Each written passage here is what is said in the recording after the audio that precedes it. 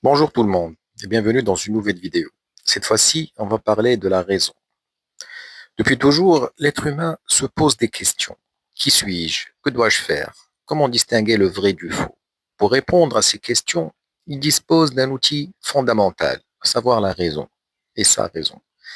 Mais cette raison est-elle toujours fiable? Peut-elle tout comprendre, tout expliquer, tout diriger?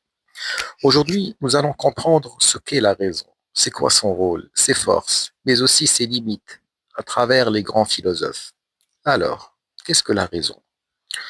La raison est la faculté de penser, de juger et de comprendre de manière logique. Elle permet à l'homme de réfléchir, d'argumenter, démontrer, distinguer le vrai du faux. Contrairement à l'instinct ou à l'émotion, la raison cherche des preuves, elle est logique. Si la raison permet de connaître, alors une question se pose naturellement. Est-elle le fondement de la vérité?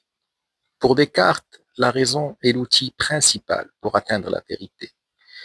Il affirme que le bon sens est la chose du monde la mieux partagée. Donc pour lui, la raison est une source de vérité. Grâce à la méthode rationnelle, l'homme peut éviter l'erreur et les illusions. De même, pour Kant, la raison permet d'organiser l'expérience et de produire des connaissances universelles. Sans raison, il n'y aurait ni science, ni progrès, ni connaissance fiable. Mais si la raison permet de connaître, peut-elle aussi guider nos actions? La raison ne sert pas seulement à connaître, elle sert aussi à agir correctement. Quelque part, la raison est un guide moral et pratique. Pour Kant, agir raisonnablement, c'est agir selon ses règles, que tout le monde pourrait suivre. C'est ce qu'il appelle la loi morale. Être raisonnable, c'est ne pas agir sur un simple coup de colère ou de désir. Ainsi, la raison te permet d'avoir une maîtrise de soi, d'être responsable, d'avoir une liberté morale.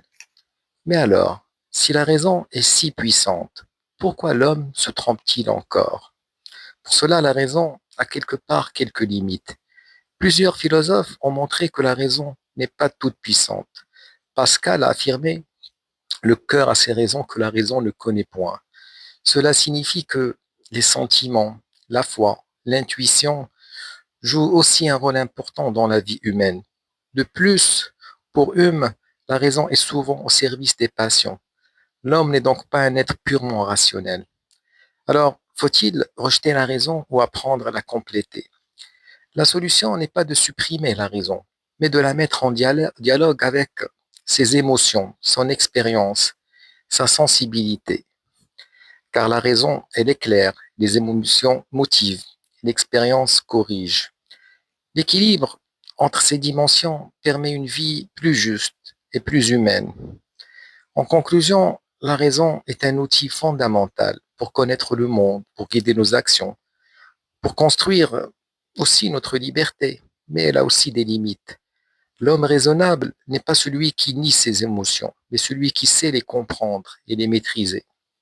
En philosophie, la raison est essentielle, mais jamais suffisante à elle seule. Abonne-toi à la chaîne pour d'autres vidéos de philosophie expliquées simplement.